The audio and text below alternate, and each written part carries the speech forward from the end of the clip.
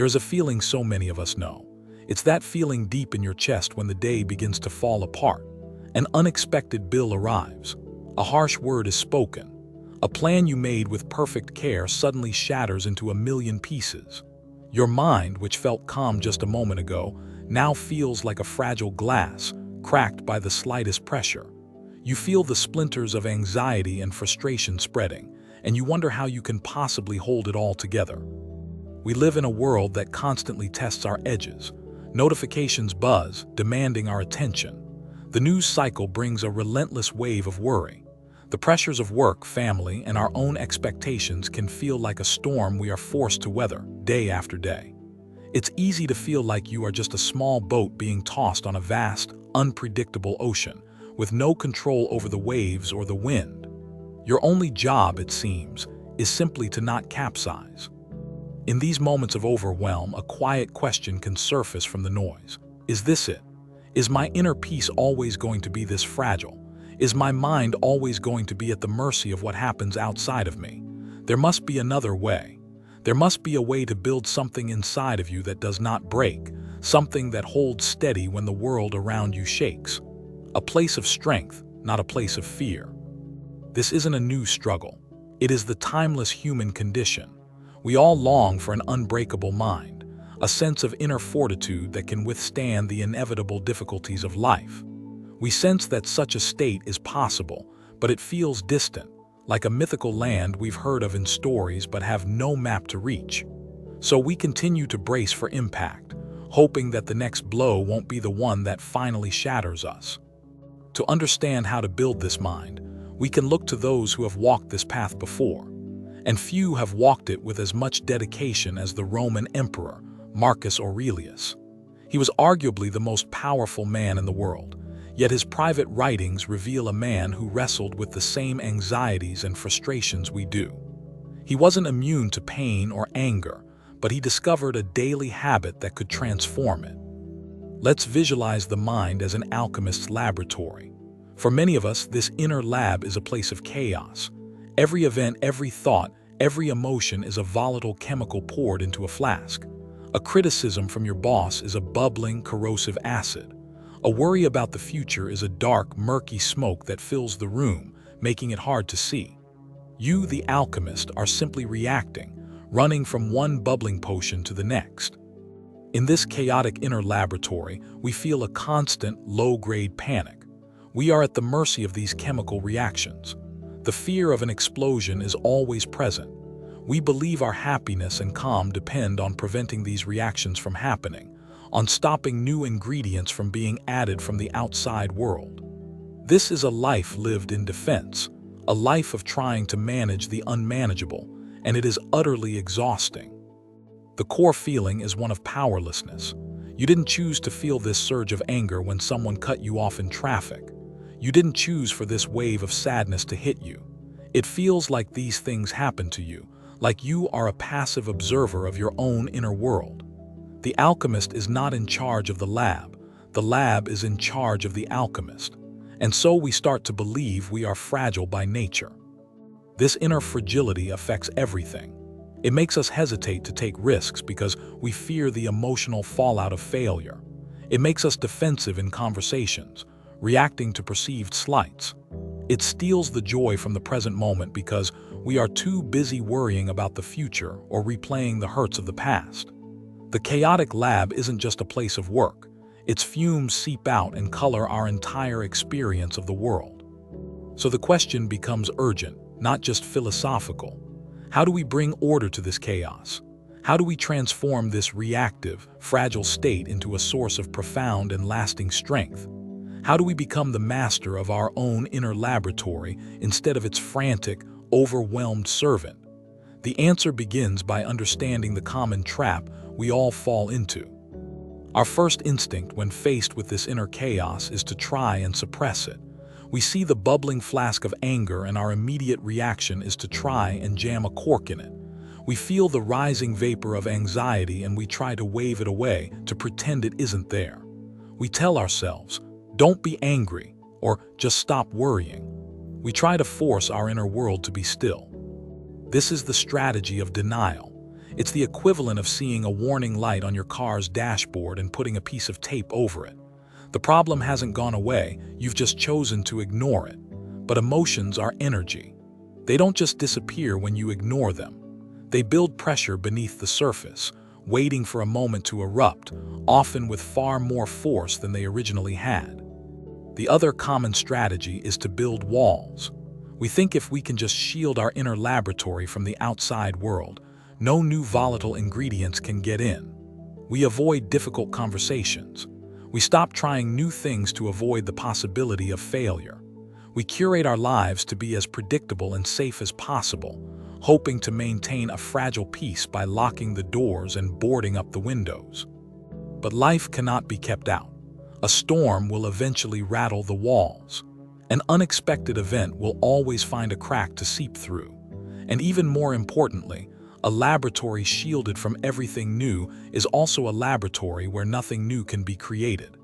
In our attempt to avoid pain, we accidentally shield ourselves from joy, from growth, and from the very experiences that give life its meaning. This approach makes our world smaller and smaller. Our comfort zone, which we believe is a fortress, becomes a cage. We become prisoners of our own fear. The great irony is that in our desperate search for an unbreakable mind, these common strategies of suppression and avoidance actually make us more fragile. We become terrified of our own feelings and of the unpredictability of life. We have been taught to see our emotions as the enemy. We treat anger, sadness, and fear as invaders that must be repelled. This internal war is constant and unwinnable. It drains our energy, our focus, and our capacity for happiness. We are fighting against a fundamental part of our own nature, and in doing so, we are fighting against ourselves. This is the ultimate flawed solution. Think of a time you were told to calm down when you were upset. Did it work? Of course not. It likely made you feel more invalidated and more upset. This is what we do to ourselves all day long. We dismiss our own feelings, judging them as wrong or inconvenient. We become our own worst critic, policing our inner world instead of trying to understand it. The result of this constant battle is a state of hypervigilance. We are always on guard, waiting for the next internal or external threat. This state of tension consumes an immense amount of mental energy. It's like leaving every program on your computer running all at once. Eventually, the system slows down, crashes, and becomes unable to perform even the simplest tasks effectively. This is what we call burnout. The problem is not the chemicals, the events and emotions themselves. The problem is our relationship to them. The alchemist who fears their own ingredients can never create anything of value. They can only react and hide. The unbreakable mind is not born from a lab that is empty, but from a lab where the alchemist has learned a completely different way of working with the materials they are given. We exhaust ourselves trying to control what we cannot. You cannot control the weather. You cannot control the economy. You cannot control what other people think or say or do. You cannot control that a wave of sadness or anger will arise. In our alchemical lab, these are the ingredients that arrive on our doorstep each day. We have no say in their delivery. The flawed solution is to try and build a wall to stop the conveyor belt. It's to try and smash the ingredients as they arrive. It's to curse the world for sending them. But what if the secret wasn't about stopping the delivery? What if the secret was about what you do with the ingredients once they have arrived? This is where the profound pivot in thinking occurs. We can feel this failure in our own lives. We promise ourselves we won't get angry today, and then we do. We promise ourselves we won't worry, and then we do. Each time this happens, we feel like we have failed. We believe we lack discipline or willpower, but we are not failing at the task. We have simply chosen a task that is impossible. We are trying to win a game that is rigged against us. So we remain stuck. We are trapped between a world that will never stop sending us challenges and an inner strategy that is guaranteed to fail.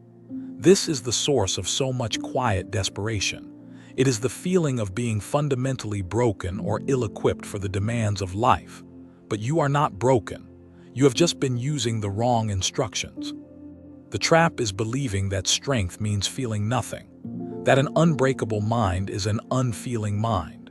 We chase an ideal of robotic composure, which is not only impossible but inhuman. True strength is not the absence of feeling.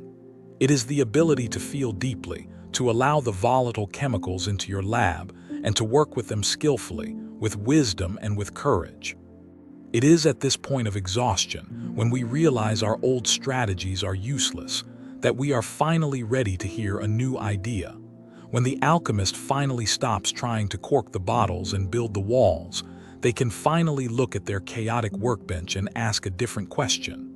What if all of this isn't a threat? What if it's an opportunity? This is the moment of pivot.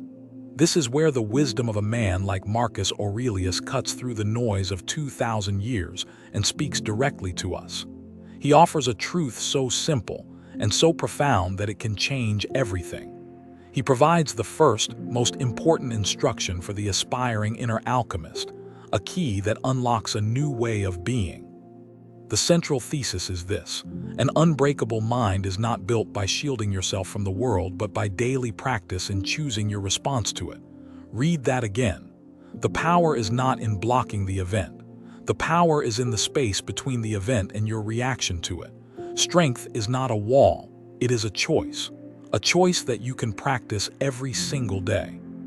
This is a revolution in perspective. Life is no longer a series of things that happen to you. It is a series of events to which you respond. This small shift moves you from the passenger seat of your life into the driver's seat.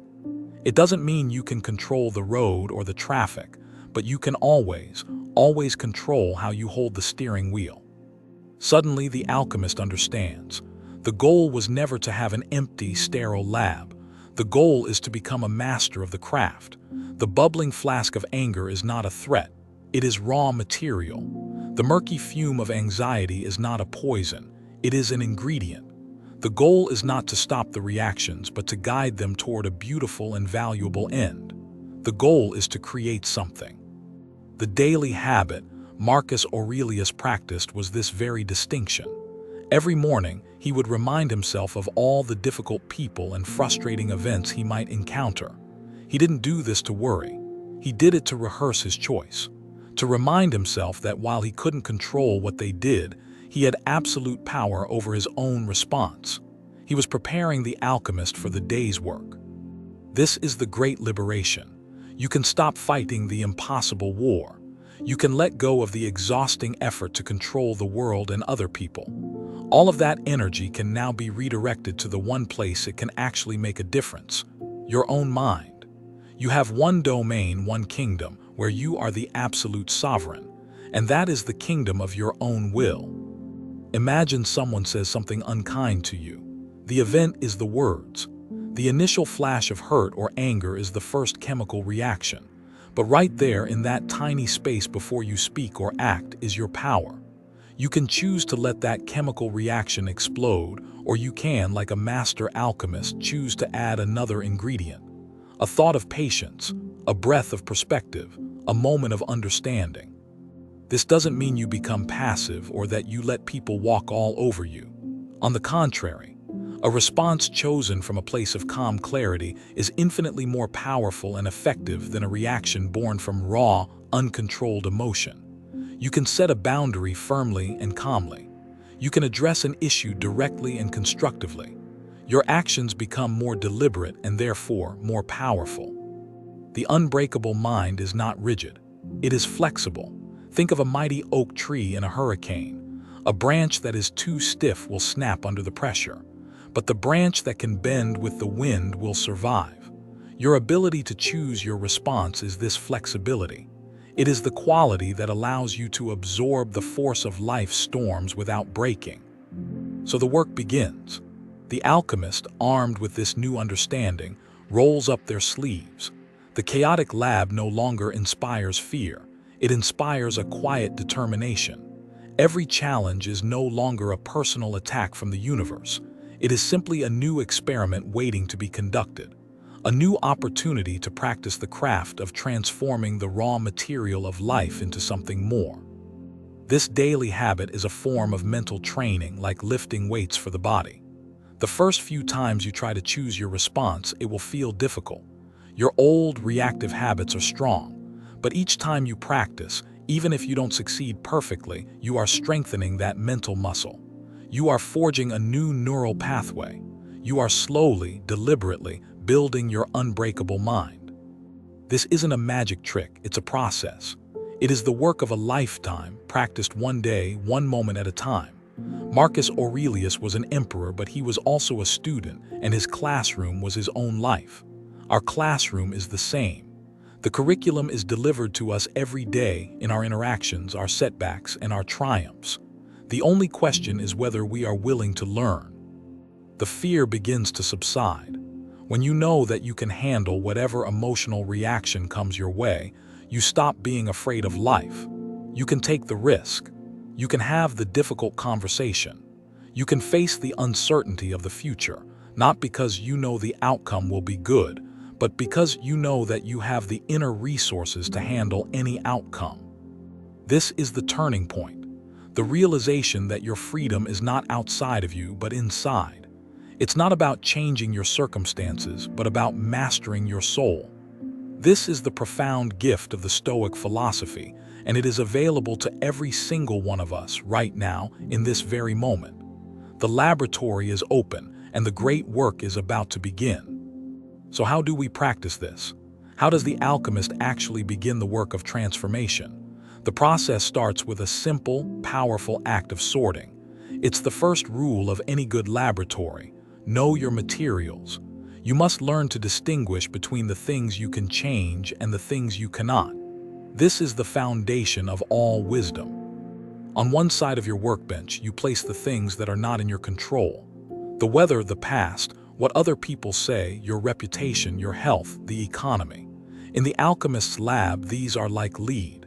They are heavy, solid, and unchangeable. You can spend a lifetime trying to wish lead into gold, but it will remain lead.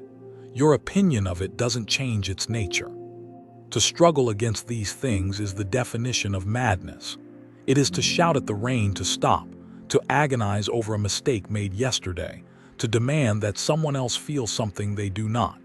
This is where we waste almost all of our energy.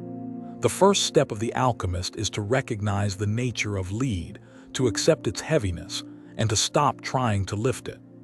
On the other side of your workbench, you place the few precious things that are in your control. Your beliefs, your judgments, your desires, your choices, your actions. In the lab, this is like mercury. It is fluid, adaptable, and can be shaped and guided.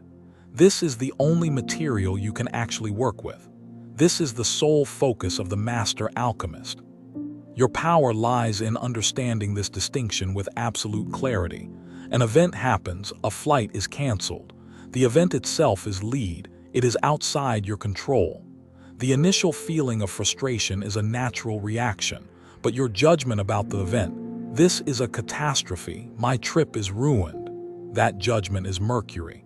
You can change it. You can shape it. You can choose to apply a different judgment. This is inconvenient, but I will find a solution.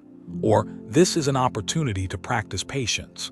Notice how the external event remains the same. The flight is still canceled, but by changing the one thing you can control, your judgment, the entire emotional experience is transformed. The corrosive acid becomes neutral water. This is the core activity of the daily habit. It is a constant, quiet sorting. With every experience you ask, what part of this is lead and what part is mercury? What part is outside my control and what part is within it? This simple question acts as a filter for your mind. It prevents you from wasting energy on the unchangeable and focuses it on the changeable. Let's take another example. You work hard on a project and it is met with criticism. The criticism itself is lead. You cannot control what was said. The hurt you feel is the initial raw chemical, but your internal story about it. This means I am a failure. I am not good enough.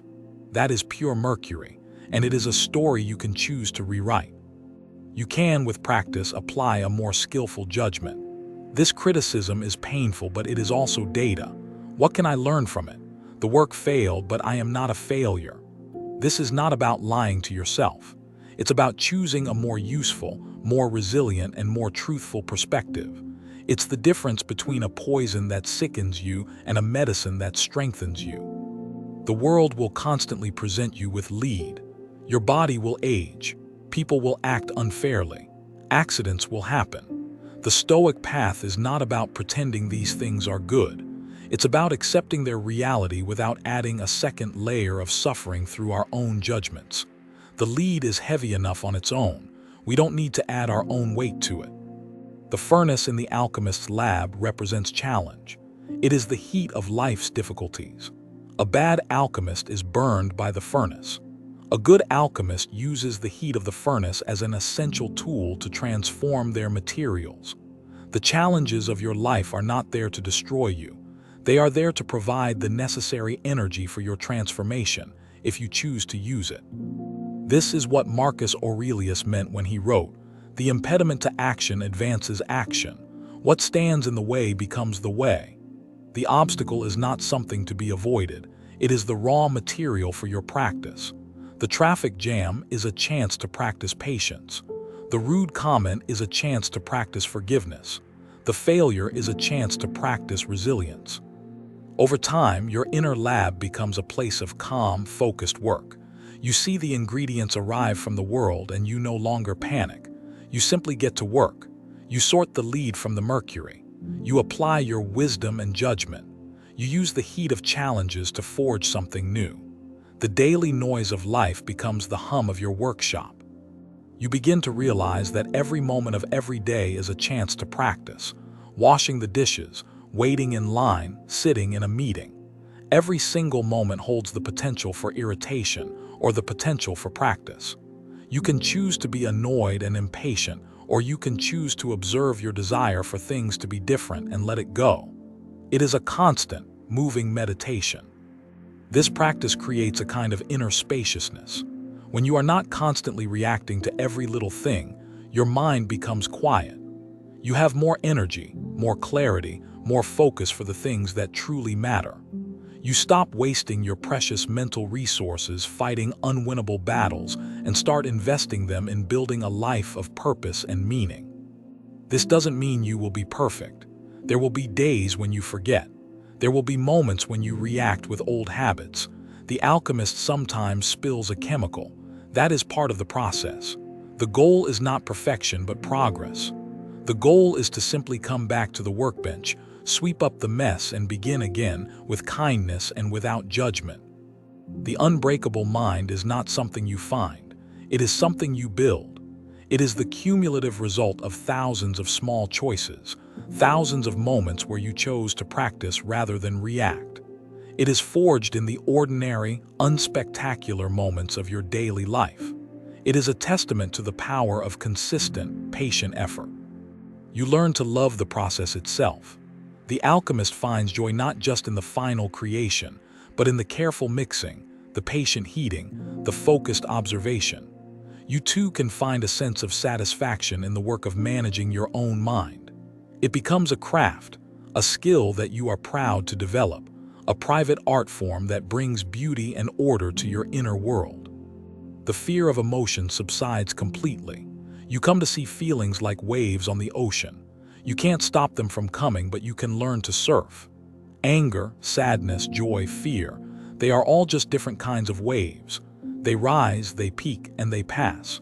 Your practice allows you to ride them with skill and balance instead of being crushed by them. This internal strength radiates outward. People will notice a change in you. They won't see the alchemist's lab, but they will see the results. They will see a person who is less reactive, more patient, a better listener, a person who can handle bad news with grace and good news with humility. They will see a person who has a solid core of calm that is not easily shaken. This is the essence of the illumination. It's the moment-by-moment practice of distinguishing what is simply happening from the story you tell yourself about what is happening, and realizing that your entire emotional life exists not in the world but in that story. The pen is in your hand. You are the author of your own peace or your own distress. Think about the physical world. We accept its laws without argument. Gravity exists. We don't get angry at gravity for keeping us on the ground. The Stoic practice is about accepting the laws of the human world with the same equanimity. People will be people. The world will be unpredictable. Accepting this is not defeat. It is the beginning of wisdom and peace. Your mind, your laboratory, becomes a sanctuary. Not a fortress to keep the world out, but a sacred space where the world is understood and transformed. It becomes the one place you can always retreat to, no matter how chaotic things get on the outside. It is a source of infinite strength because it relies on nothing external to function. This practice also cultivates immense compassion. When you understand your own struggle to manage your thoughts and emotions, you look at others with more kindness. You see their angry outbursts or fearful reactions not as a personal attack, but as a sign of their own chaotic inner lab. You see a fellow alchemist struggling with their craft. You stop taking things so personally. This is a profound relief. Most of what people do is a reflection of their own inner state, their own judgments, their own fears. It has very little to do with you. Realizing this is like taking off a heavy backpack you didn't even know you were carrying. It frees you to interact with people more authentically and with less fear. The daily habit of choosing your response gives you integrity. Your actions begin to align with your values rather than your fleeting emotions. You decide you want to be a patient person, so when impatience arises, you see it as an opportunity to practice your chosen value. You are no longer a slave to your moods. You are a servant to your principles. This doesn't mean life becomes easy. It means you become strong. The weights in the gym are still heavy, but your muscles have grown. The storms of life are still powerful, but the foundation of your house is deep and solid. This is the critical difference. You are not seeking an easy life. You are seeking to become a person who can handle a difficult life with grace. The ultimate goal of alchemy was not just to create gold, but to create the philosopher's stone, a mythical substance that could heal, grant immortality, and perfect anything it touched. In our metaphor, the unbreakable mind is this philosopher's stone. It is the end result of all your patient, daily work in the laboratory of your mind. It represents a state of being where you are no longer at war with reality. You are in harmony with it. You can face pleasure and pain, success and failure, life and death, with a steady and untroubled mind. Not because you are numb, but because you are wise. You have perfected the art of transforming the lead of experience into the gold of wisdom. Every difficult conversation you navigated with calm, every surge of anger you met with patience, every wave of fear you observed without being swept away, these were all steps in its creation. Every time you chose your response, you were adding a tiny grain of transformed material to the great work. This is how something so precious is made. It's important to understand that this stone is not a final destination where you arrive and then stop working. It is the quality of your mind itself. It is the reliable, ever-present capacity for wisdom and tranquility that you have cultivated. It is something you carry with you, something you are, not just something you have.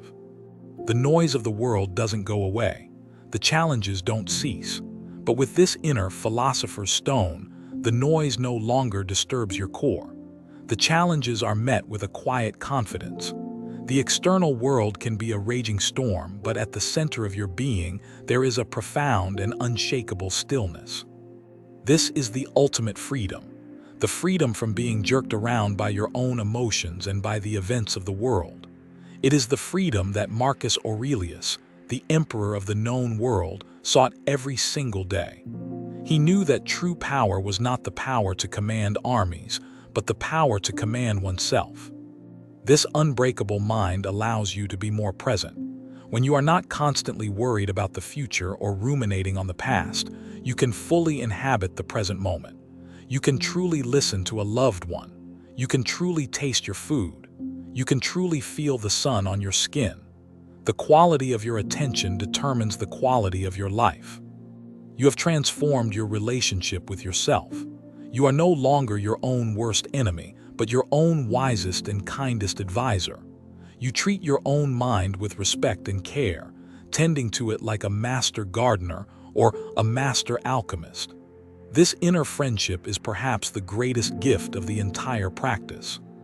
And so, the long, patient work of the alchemist reaches its beautiful synthesis. The chaotic lab has become a place of profound creation.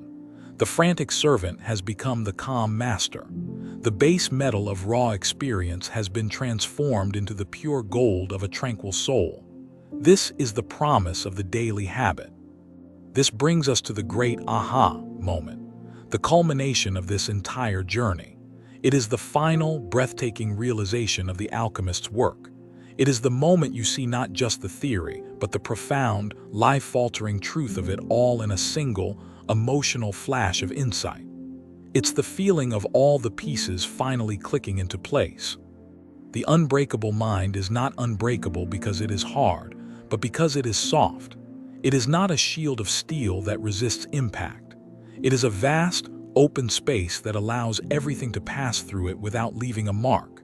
It has the strength of water, which yields to every obstacle but is ultimately more powerful than the hardest stone. It absorbs, it adapts, it flows. You finally understand, you are the alchemist. You are not the chaotic chemicals. You are not the frightening reactions. You are the conscious, guiding presence that oversees the entire process. You are the one who chooses. You are the watcher, the observer, the intelligence that can bring order to the chaos. This has been true all along. And your inner world is not a place to be feared, but a place to be cultivated. It is your garden, your workshop, your kingdom.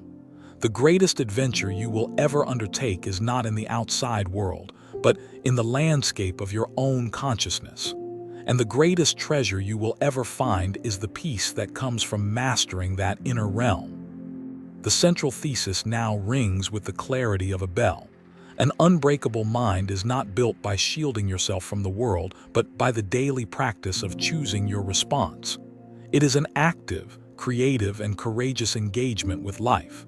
It is the highest form of art, and you are the artist.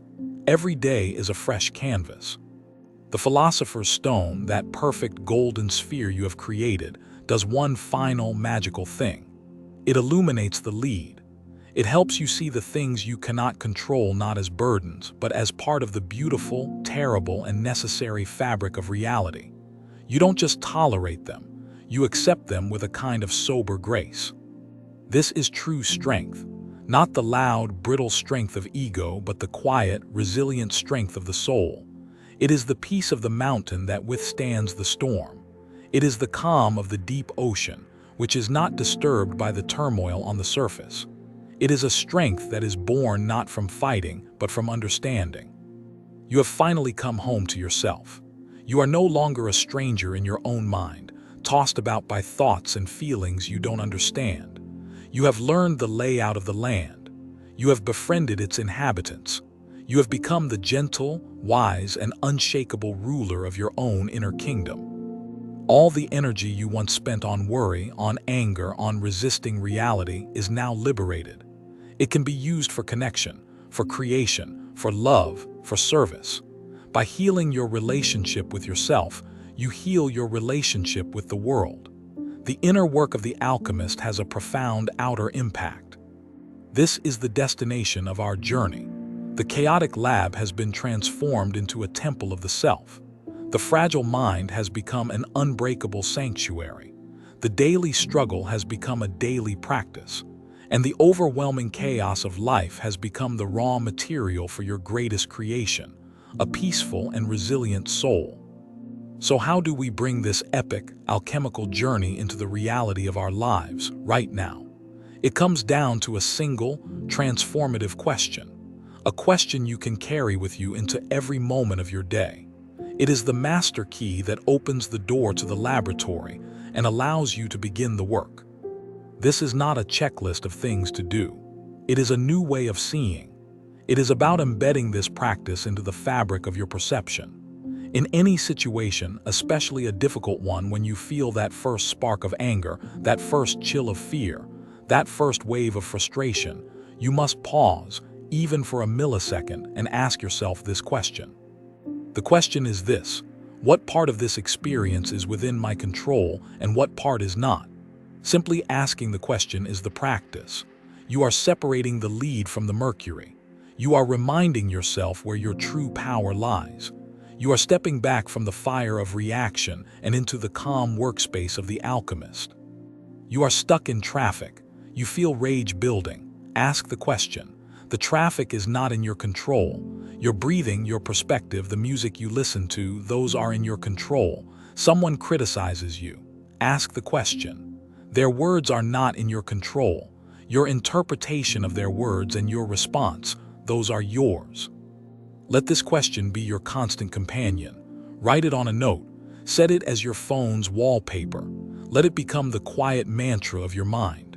Do not worry about answering it perfectly every time. The power is in the asking. The simple act of asking it is a repetition, a mental push-up that builds the muscle of your unbreakable mind. This question will anchor you in the present moment. It will pull you out of the whirlpool of emotional reaction and place you on the solid ground of conscious choice. It is the most practical and profound tool for a better life, gifted to us by the ancients, waiting for you to pick it up and use it. Your life will become a living laboratory. Every interaction, a new experiment. Every setback, a new puzzle to solve. You will start to see the world not as a source of threats, but as a source of opportunities to practice your craft. This reframes everything. It turns the burden of life into the joy of mastery. So what will you choose in the next moment of difficulty? Will you fall back into the old habit of reacting, of trying to control the uncontrollable? Or will you take a breath, ask the question, and step into your power as the calm, wise alchemist of your own mind? The choice, as always, is entirely yours. This is the path to building an unbreakable mind. It is not a secret. It is not complex. It is a simple, daily commitment to owning your own experience. It is the most important work you will ever do, and it is a work that builds a legacy of peace that no one can ever take away from you. Carry this one question with you. Let it be the tool you use to shape your days. It is the habit that built the unshakable mind of an emperor, and it is the habit that can build yours. The lead and the mercury of your life are on the workbench. The great work is waiting. The mind does not need to be a place of chaos. It can be your greatest sanctuary, a source of strength, clarity, and profound peace built by you for you, one conscious choice at a time. The power to begin is already within you. It has been there all along. Remember the alchemist. Remember that you are not the storm but the calm center. You are not the reaction but the space in which the reaction occurs. This is your power. This is your freedom. Every day offers a new chance to practice this art, to refine your soul. The journey to an unbreakable mind is not about reaching a final destination, but about how you walk the path. It is the quality of your attention, the courage of your choices, and the compassion you show yourself along the way. Your entire life is the canvas. Start painting. If this idea resonated with you, you might enjoy exploring more ways to apply this wisdom.